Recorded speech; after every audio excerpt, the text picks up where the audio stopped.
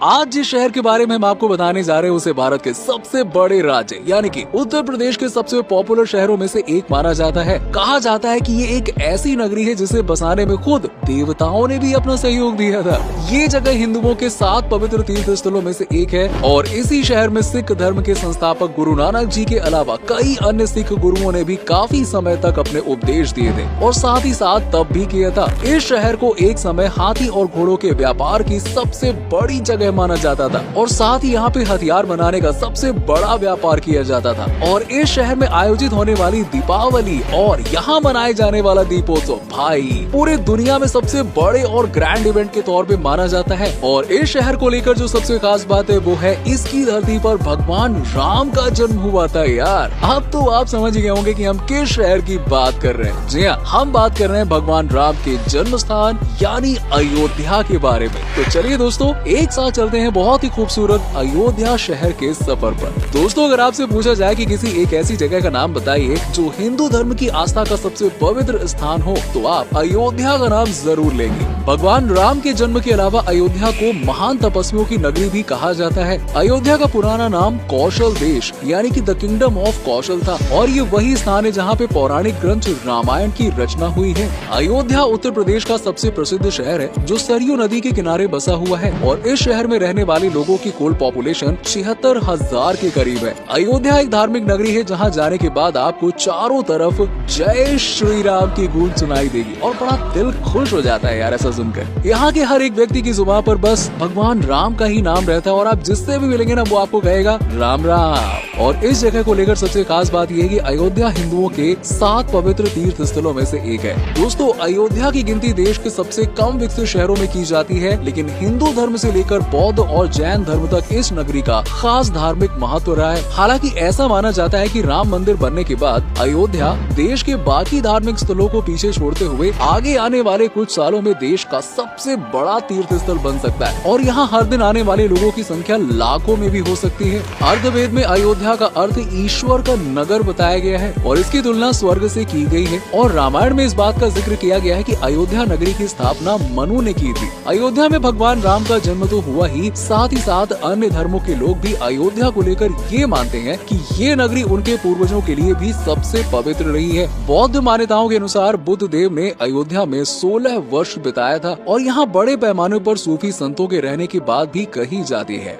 दुनिया का सबसे बड़ा ग्रंथ रामचरितमानस तुलसीदास जी ने लिखने की शुरुआत अयोध्या से ही की थी। अयोध्या में तुलसी स्मारक भवन भी है और ये भवन उसी जगह पर बनाया गया है जहाँ पर बैठकर तुलसीदास जी ने रामचरितमानस लिखने की शुरुआत की थी यार। और साथ ही साथ यहाँ पे एक रिसर्च सेंटर भी है और एक बड़ी लाइब्रेरी भी है। जिन लोगों को हिंदी लिटरेचर में इंटरेस्ट है उनके लिए ये लाइब्रेरी सबसे खास है। दोस्तों अयोध्या नगरी महाभारत काल से जुड़ी हुई है और दरअसल राम के पुत्र कुश ने अयोध्या को पूरी तरह से बसा दिया था और महाभारत के युद्ध के बाद अयोध्या पूरी तरह से उजड़ गई थी। ये नगर कई शासकों के अधीन रहा है और आगे चलकर बाबर ने अयोध्या पर आक्रमण किया और यहाँ राम जन्मभूमि के स्थान पर बाबरी मस्जिद का निर्माण करवा दिया। बाद में 1992 में राम मंदिर आंदोलन के चलते इस मस्जिद को भी तोड़ दिया गया और कई सालों बाद सुप्रीम कोर्ट के आदेश पर इसी स्थान पर अब राम मंदिर का निर्माण किया जा रहा है। चलिए दोस्तों अब आपको बता दें उस नदी के बारे में जिसके किनारे अयोध्या नगरी बसी हुई है, सरयू नदी, जिससे होकर ही भगवान राम वनवास काटने के लिए गए थे और 14 सालों के बाद इसी नदी से होकर लौटे थे।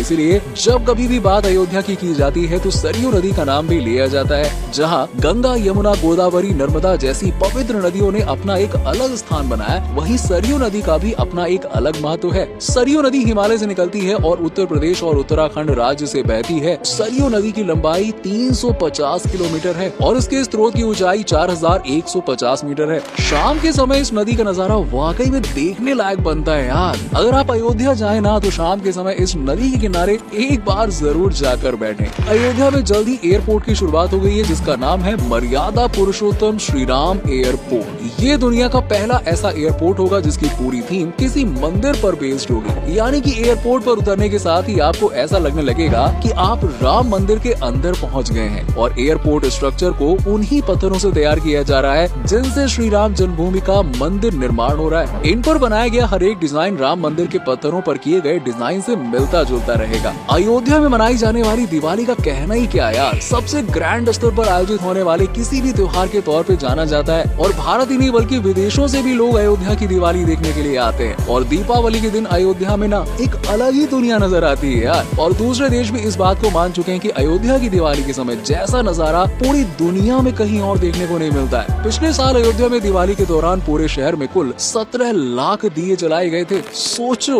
और इससे पहले आज तक कभी ऐसा नहीं हुआ था कि किसी शहर में एक साथ इतने दिए जलाए गए हों। सिर्फ यही नहीं, इन दिनों शाम को अयोध्या नगरी शानदार लाइटिंग से जगमगाती है। दिवाली के अलावा अयोध्या का सबसे महत्वपूर्ण पर्व राम नवमी है। यहाँ नवंबर दिसंबर में सरयू नदी के किनारे रामायण मेला भी लगता है, जो कि अयोध्या का एक प्रसिद्ध मेला है। और यहाँ एक और मेला बड़ा प्रसिद्ध है, श्रवण झूला मेला, जो कि जुलाई अगस्त में देखने को मिलता है। दोस्तों, बहुत ही कम लोगों को इस बारे में जानकारी होगी कि अयोध्या को सिख धर्म का भी पवित्र स्थान माना जाता है। सिख धर्म के संस्थापक गुरु नानक देव जी ने अयोध्या के ब्रह्मकुंड में तपस्या की थी और आज ये जगह ब्रह्मकुंड साहिब के नाम से प्रसिद्ध है। गुरुद्वारा ब्रह्मकुंड साहिब के दर्शन करने के लिए देश और दुनिया के कोने कोने से सिख श्रद्धालु यहाँ पे आते हैं। और पौराणिक कथा के मुताबिक इसी जगह के पास भगवान ब्रह्मा ने 5000 वर्ष तक तपस्या की थी। दोस्तों, अयोध्या का जितना धार्मिक महत्व है उतना ही अयोध्या को एक समय पर पूरे उत्तर प्रदेश के बिजनेस का सेंटर पॉइंट माना जाता था। रामायण के अनुसार यहाँ विभिन्न देशों के कारोबारी आया जाया करते थे और यहाँ कई प्रकार के हथियारों का निर्माण भी किया जाता था। अयोध्या में पशुओं का कारोबार भी होता था, जिसमें हाथी और घोड़े शामिल थे।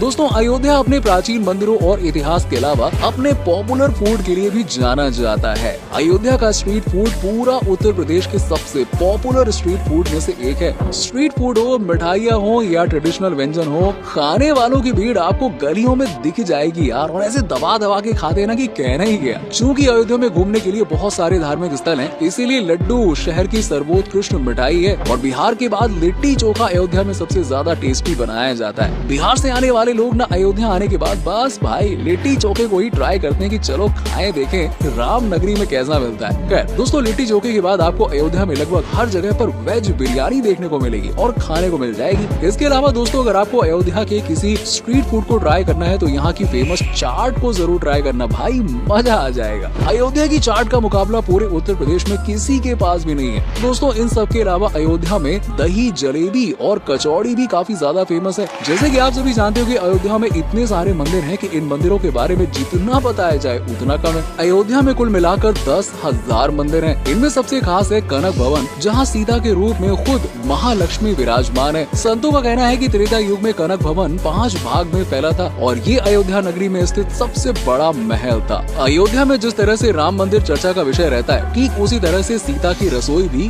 खूब चर्चा में रहती है। सीता रसोई एक प्राचीन और प्रसिद्ध जगह है। दरअसल ये एक मंदिर है जिसे रसोई में तब्दील किया गया है। सीता को अन्न की देवी कहा जाता है और इसका निर्माण भी इसी को ध्यान में रखते हुए किया गया था। मंदिरों के अलावा अयोध्या में बनारस की तरह ही कई पवित्र घाट हैं। माना जाता है कि इन घाटों में स्नान करके आप जाने अनजाने में किए गए पापों से छुटकारा पा सकते हैं। वाल्मीकि भवन के रूप में भी जाना जाने वाला छोटी छावनी भवन अयोध्या में एक शानदार संरचना है, जिसे पूरी तरह से सफेद संगमरमर से तैयार किया गया और सुंदरता से भरपूर ये जगह निश्चित रूप से देखने लायक है। हनुमानगढ़ी अयोध्या के सबसे महत्वपूर्ण मंदिरों में से एक माना जाता है, जो अयोध्या रेलवे स्टेशन से करीबन 1 किलोमीटर दूर एक पहाड़ी की चोटी पर स्थित है। यहाँ कुल 76 सीढ़ियाँ चढ़ने के बाद मंदिर में हनुमान जी के दर्शन होते हैं। दशरथ महल अयोध्या शहर के बीचों बीच स्थित है। राजा दशरथ अयोध्या के राजा और प्रभु श्री राम के पिता थे और आज ये महल एक पवित्र मंदिर के रूप में तब्दील हो चुका है। यहाँ हर समय रामायण के पाठ और गीत संगीत होते रहते हैं। अयोध्या में आप लकड़ी के बने खिलौने खरीद सकते हैं और भगवान की मूर्तियाँ भी काफी मात्रा में आपको मिल जाएंगी। क्योंकि अयोध्या एक धार्मिक स्थल है, इसीलिए यहाँ पर आपको शॉपिंग के लिए ज्यादा विकल्प नहीं मिलेंगे।